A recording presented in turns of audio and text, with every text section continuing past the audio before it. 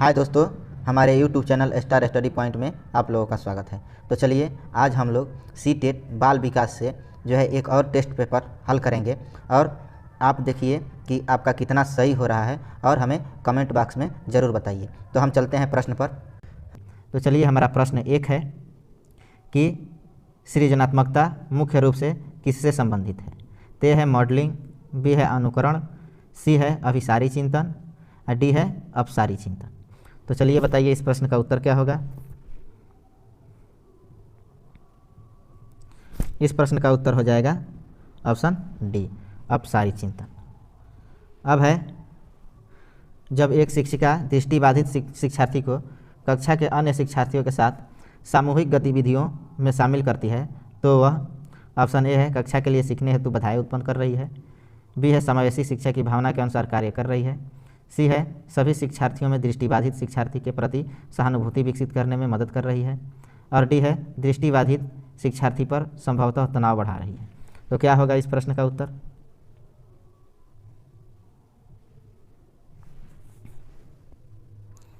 Option जो है B हो जाएगा। ठीक है, ऑप्शन बी इस प्रश्न का उत्तर हो जाएगा, समावेशी शिक्षा की भावना के अनुसार कार्य कर रही है।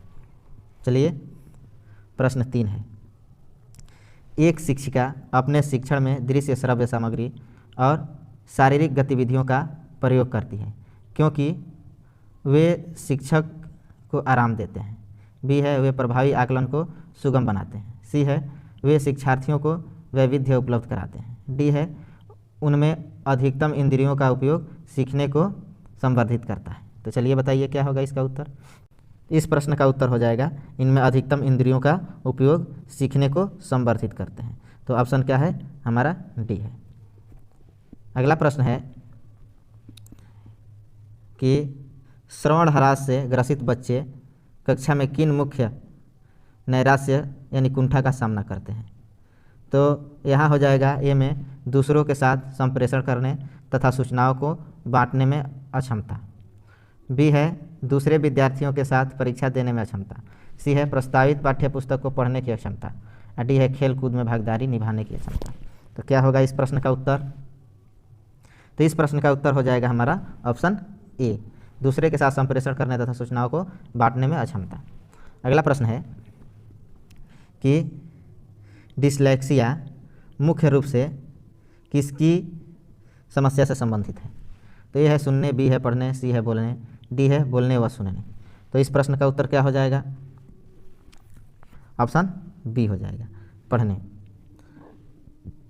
अगला प्रश्न है प्रतिभाशाली विद्यार्थी अपनी क्षमताओं को तब विकसित कर पाएगा जब यह है बार बार उनकी परीक्षा होगी, बी वे अन्य विद्यार्थियों के साथ अधिगम प्रक्रिया से जुड़ते हैं, सी उन्हें अन्य विद्यार्थियों से अलग किया जाएगा, डी वे निजी कोचिंग कक्षाओं में पढ़ेंगे।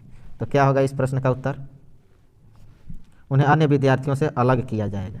ठीक है, ऑप्शन सी हो जाएगा। अगला प्रश्न है कि शिक्षा शास्त्र का वह प्रकार जिसमें विशिष्ट शिक्षा की आवश्यकता होती है। ऑप्शन ए है विशेष लोगों को दी जाती है, बी है विकलांग व्यक्तियों को दी जाती है, सी है बुद्धिमान व्यक्तियों को दी जाती है, डी है स्थानीय मुखिया द्वारा स्थापित होती है। तो क्या होगा इस प्रश्न का उत्तर। तो ऑप्शन हो जाएगा विकलांग व्यक्तियों को दी जाती है, ऑप्शन बी हो जाएगा, विकलांग व्यक्तियों को दी जाती है। अगला प्रश्न है निम्नलिखित में से कौन सा संकेत बच्चों में दृष्टिबाधित की समस्या सूचित नहीं करता है। तो क्या होगा इस प्रश्न का उत्तर। ये देखिए हमारा जो है निगेटिव प्रश्न है। ऑप्शन दिया है दिशा निर्देश के अनुसरण में समस्या, बी है उदासी, सी है ठोकर लगने का भय और डी है दूरी मापने में असमर्थता। तो क्या होगा इस प्रश्न का उत्तर हमारा ऑप्शन ए हो जाएगा, दिशा निर्देश के अनुसरण। अगला प्रश्न है कि वाक बाधित बच्चों को कैसे प्रेरित किया जा सकता है।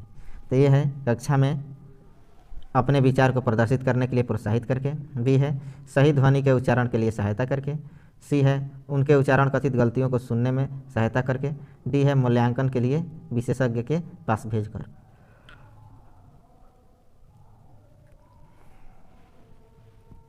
इस प्रश्न का उत्तर हो जाएगा कक्षा में अपने विचार को प्रदर्शित करने के लिए प्रोत्साहित करके, ऑप्शन ए हो जाएगा। 10 नंबर प्रश्न है, प्रतिभाशाली बालक कैसे होते हैं? ए, तीव्र और आसानी से सीखते हैं। बी, जो बच्चे बिना पढ़े सुने पूरी पाठ कर लेते हैं। और सी है, वस्तु चिंतन करते हैं। डी है, कम समय में भी अभिप्रेरणा का अनुसरण करते हैं। तो इस प्रश्न का उत्तर क्या होगा? ऑप्शन जो है ए हो जाएगा, तीव्र और आसानी से सीखते हैं। अगला प्रश्न है कि मंद अधिगमकर्ता जिनकी शैक्षिक उपलब्धि सामान्य योग्यता से कम रह जाती है वह कहे जाते हैं। तो ए है पीछे, बी है विशेष, सी है बाल अपराधी और डी है मानसिक रूप से कमजोर। तो क्या हो जाएगा इस प्रश्न का उत्तर? ऑप्शन ए, पिछड़े। अब चलते हैं अगले प्रश्न पर। तो अगला प्रश्न है, दृष्टि दोष से युक्त बच्चों को आकृतियों का ज्ञान देना चाहिए। ए है मौखिक व्याख्यान द्वारा, बी है त्रिआयामी आकृतियों के स्पर्श द्वारा, सी है क्षेत्र भ्रमण द्वारा और डी है उपयुक्त में से कोई नहीं। तो क्या होगा इस प्रश्न से का उत्तर? त्रिआयामी आकृतियों के स्पर्श द्वारा। ऑप्शन बी, त्रिआयामी आकृतियों के स्पर्श द्वारा। अगला है कि कम गति से सीखने वाले बच्चों की मुख्य विशेषता होती है। ये है, उनमें किसी न किसी प्रकार की अक्षमता होती है जो उनके ज्ञानार्जन व शैक्षिक उपलब्धि को प्रभावित करती है। बी है, उन्हें केवल गणित में कठिनाई होती है। सी है, उन्हें केवल अंग्रेजी में कठिनाई होती है। डी है, उपयुक्त में से कोई नहीं। तो क्या होगा इस प्रश्न का उत्तर? उनमें किसी न किसी प्रकार की क्षमता होती है जो उनके ज्ञानार्जन व शैक्षिक उपलब्धि को प्रभावित करती है। तो ऑप्शन ए हो जाएगा इस प्रश्न का उत्तर। निम्न में से कौन सी अक्षमता केवल जन्मजात होती है? ए है दृष्टि दोष, बी है श्रवण दोष, सी है मूक बधिर और डी है मंदबुद्धि। तो इस प्रश्न का उत्तर क्या होगा? ऑप्शन डी हो जाएगा, मंदबुद्धि। अगला प्रश्न है, निम्न में से कौन सी इकाई का उपयोग केवल सुनने की क्षमता की जांच हेतु किया जाता है? ए है डेसीमीटर, बी है डेसिबल, सी है डेसीफाइन और डी है डेसीबिंदु। तो चलिए बताइए क्या होगा उत्तर? Option B, decibel.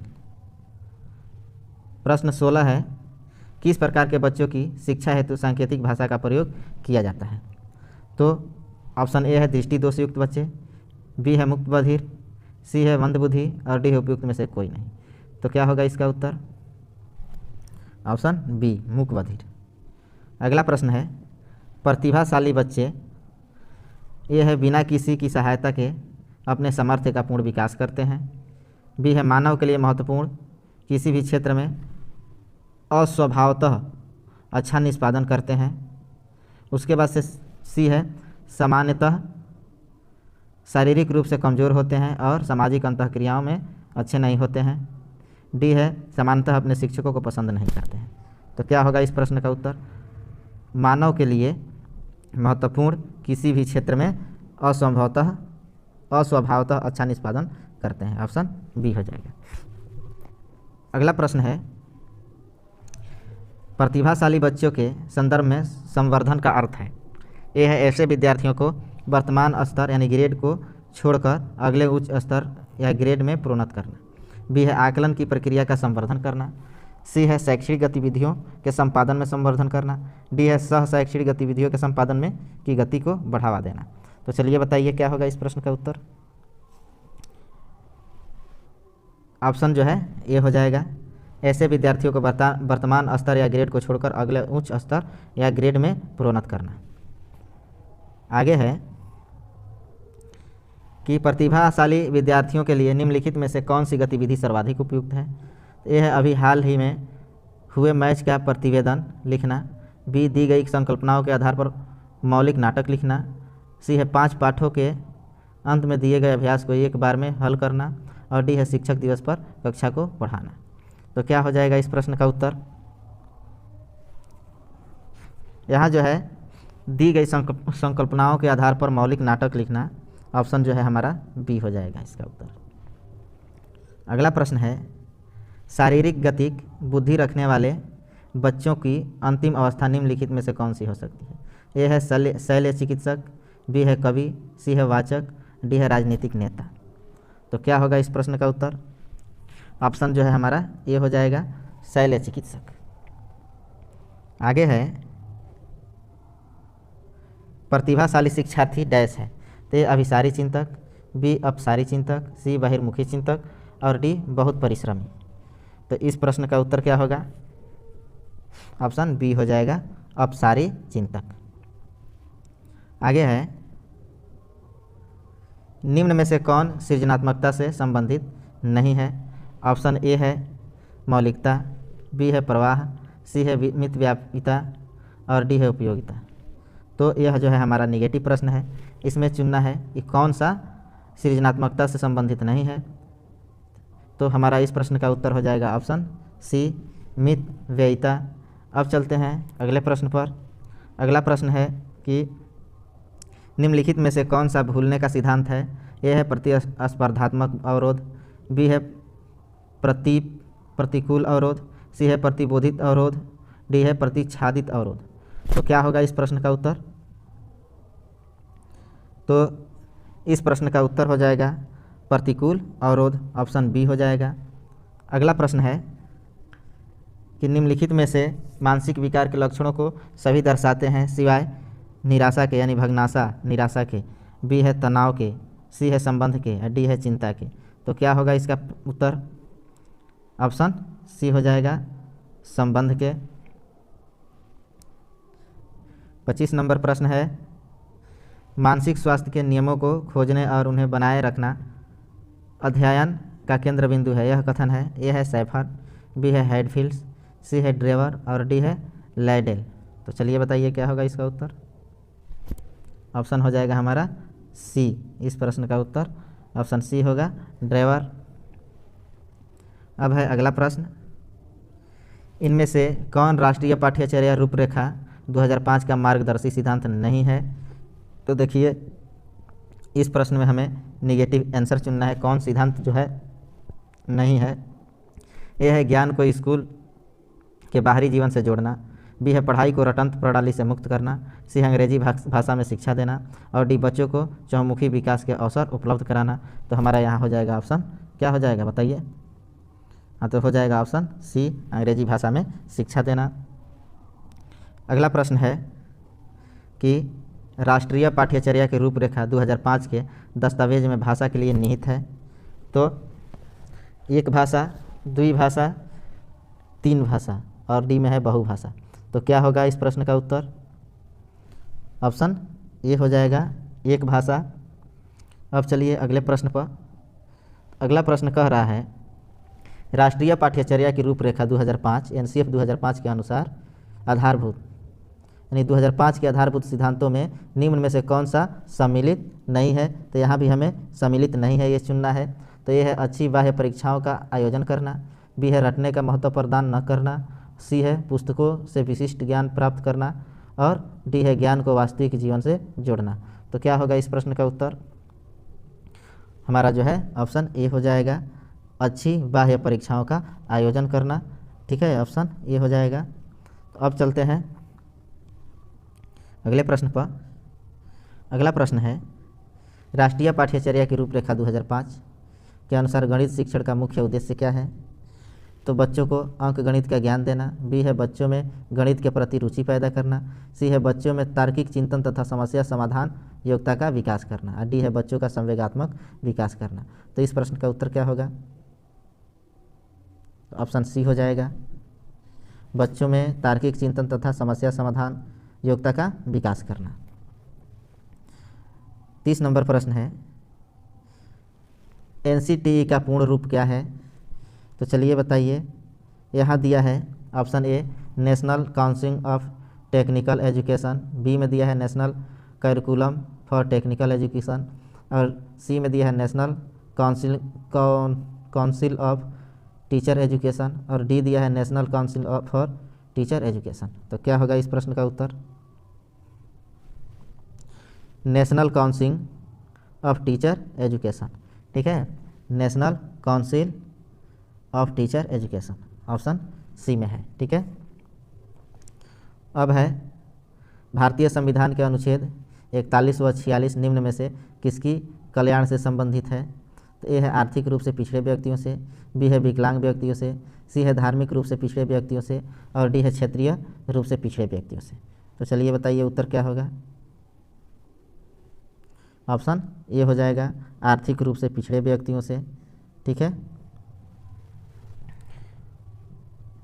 अगला प्रश्न है शिक्षा के क्षेत्र में पाठ्यचर्या शब्दावली की ओर संकेत करती है। तो ए है शिक्षण पद्धतियाँ, पढ़ाई जाने वाली विषय वस्तु, बी है विद्यालय का संपूर्ण कार्यक्रम जिसमें विद्यार्थी प्रतिदिन अनुभव प्राप्त करते हैं, सी है मूल्यांकन प्रक्रिया, डी है कक्षा में प्रयुक्त की जाने वाली पाठ्य सामग्री। तो क्या हो जाएगा इस प्रश्न का उत्तर। हमारा ऑप्शन जो है बी हो जाएगा, विद्यालय का संपूर्ण कार्यक्रम जिसमें विद्यार्थी प्रतिदिन अनुभव प्राप्त करते हैं। अगला प्रश्न है समावेशी शिक्षा। तो यहाँ ऑप्शन ए दिया है हाशिए पर यानी महत्वहीन स्थिति में स्थित वर्गों से शिक्षकों को सम्मिलित करने से संबंधित है, बी है कक्षा में विविधता का उत्सव मनाती है और सी है दाखिले संबंधी कठोर प्रक्रियाओं को बढ़ावा देती है और डी है तथ्यों पर आधारित शिक्षा से संबंधित है। तो इस प्रश्न का उत्तर क्या होगा, कक्षा में विविधता का उत्सव मनाती है। ठीक है, अगला प्रश्न है कि एक समावेशी विद्यालय ये है विद्यार्थियों की नियोक्ता के अनुसार उनकी सीखने की आवश्यकताओं को निर्धारित करता है। उसके बाद से बी है शिक्षार्थियों की क्षमताओं की परवाह किए बिना सभी के अधिगम परिणामों को सुधारने के लिए प्रतिबद्ध होता है, सी है शिक्षार्थियों के मध्य अंतर करता है और विशेष रूप से सक्षम बच्चों के लिए कम चुनौतीपूर्ण उपलब्धि लक्ष्य निर्धारित करता है, डी है विशेष रूप से योग्य शिक्षार्थियों के अधिगम परिणामों को सुधारने के लिए विशेष रूप से प्रतिबंधित होता है। तो क्या होगा इस प्रश्न का उत्तर। तो चलिए बताइए इसका उत्तर क्या होगा। शिक्षार्थियों के क्षमताओं की परवाह किए बिना ही सभी के अधिगम परिणामों को सुधारने के लिए प्रतिबंध होता है। तो ऑप्शन जो है हमारा बी हो जाएगा, ऑप्शन बी हो जाएगा। अगला प्रश्न है कि प्रतिभाशाली शिक्षार्थी को ये है अधिगम नियोग्य नहीं कह सकते, बी है ऐसे सहयोग की आवश्यकता होती है जो सामान्यतः विद्यालय द्वारा उपलब्ध नहीं कराए जाते, सी है शिक्षक के बिना अपने अध्ययन को व्यवस्थित कर लेते हैं, डी है अन्य शिक्षार्थियों के लिए अच्छे मॉडल बन जाते हैं। तो क्या होगा इस प्रश्न का उत्तर। हमारा ऑप्शन बी हो जाएगा कि ऐसे सहयोग की आवश्यकता होती है जो सामान्यतः विद्यालय द्वारा उपलब्ध नहीं कराए जाते हैं।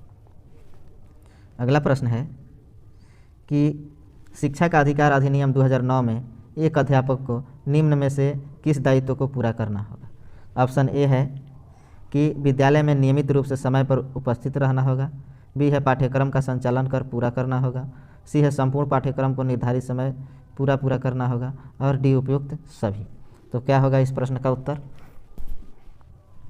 ऑप्शन डी उपयुक्त सभी। अगला प्रश्न है कि राष्ट्रीय पाठ्यचर्या के रूपरेखा 2005 में शांति शिक्षा को बढ़ावा देने के लिए कुछ क्रियाओं की अनुशंसा की गई है। पाठ्यक्रम रूपरेखा में निम्न में से किसे सूचीबद्ध किया गया है। यह है महिलाओं के प्रति आदर एवं जिम्मेदारी का दृष्टिकोण विकसित करने के लिए कार्यक्रम आयोजित किए जाए, बी है नैतिक शिक्षा को बढ़ाया जाए, सी है शांति शिक्षा को एक अलग विषय में पढ़ाया जाए और डी है शांति शिक्षा को पाठ्यक्रम में सम्मिलित किया जाए। तो क्या होगा इस प्रश्न का उत्तर। इस प्रश्न का उत्तर हो जाएगा हमारा ऑप्शन ए, महिलाओं के प्रति आदर एवं जिम्मेदारी का दृष्टिकोण विकसित करने के लिए कार्यक्रम आयोजित किए जाएं। अगला प्रश्न है राष्ट्रीय पाठ्यचर्या की रूपरेखा 2005 में बातचीत की गई है। ये ज्ञान अस्थायी है और दिया जाता है, से ज्ञान का विकास होता है और इसकी संरचना की जाती है। अब है बी शैक्षिक केंद्र में विशेष केंद्रों पर और सी विद्यार्थी केंद्रित से अध्यापक केंद्रित की ओर और डी उपयुक्त में से कोई नहीं। तो क्या होगा इस प्रश्न का उत्तर। ऑप्शन जो है ए हो जाएगा, ज्ञान अस्थायी है और दिया जाता है, से ज्ञान का विकास होता है और इसकी संरचना की जाती है। तो अब चलते हैं हम अगले प्रश्न पर। राष्ट्रीय पाठ्यचर्या रूपरेखा 2005 के अंतर्गत परीक्षा सुधारों में निम्न में से किस सुधार को सुझाया गया है। तो ए है खुली पुस्तक परीक्षा, बी है सतत निरंतर एवं व्यापक मूल्यांकन, सी है सामूहिक कार्यक्रम, डी है उपयुक्त सभी। तो क्या होगा इस प्रश्न का उत्तर? ऑप्शन जो है, ऑप्शन हमारा डी हो जाएगा, उपयुक्त सभी। अगला प्रश्न है, समावेशी शिक्षा उस विद्यालयी शिक्षा व्यवस्था की ओर संकेत करती है। ऑप्शन ए है विशेष आवश्यकता वाले बच्चों की विशिष्ट विद्यालयों को माध्यम से शिक्षा देने को प्रोत्साहित करती है, बी है केवल बालिका शिक्षा को बढ़ावा देने की आवश्यकता पर बल देती है, सी है जो सभी निरयोग बच्चों को शामिल करती है, और डी जो उनकी शारीरिक, बौद्धिक, सामाजिक, भाषिक या अन्य विभिन्न योग्यता स्थितियों को ध्यान में रखे बगैर सभी बच्चों को शामिल करती है। तो बताइए इस प्रश्न का उत्तर क्या होगा? इस प्रश्न का उत्तर हो जाएगा ऑप्शन डी, जो उनकी जो है शारीरिक, बौद्धिक, सामाजिक, भाषिक या अन्य विभिन्न योग्यता स्थितियों को ध्यान में रखे बगैर ही सभी बच्चों को शामिल करती है। तो चलिए दोस्तों, इस वीडियो का जो है हमारा यह आखिरी प्रश्न था। तो फिर मिलेंगे आपसे अगले वीडियो में, और साथ ही आपसे मेरा कहना है कि आप कितना सही कर रहे हैं आप कमेंट बॉक्स में हमें ज़रूर बताइए। तो चलते हैं, धन्यवाद।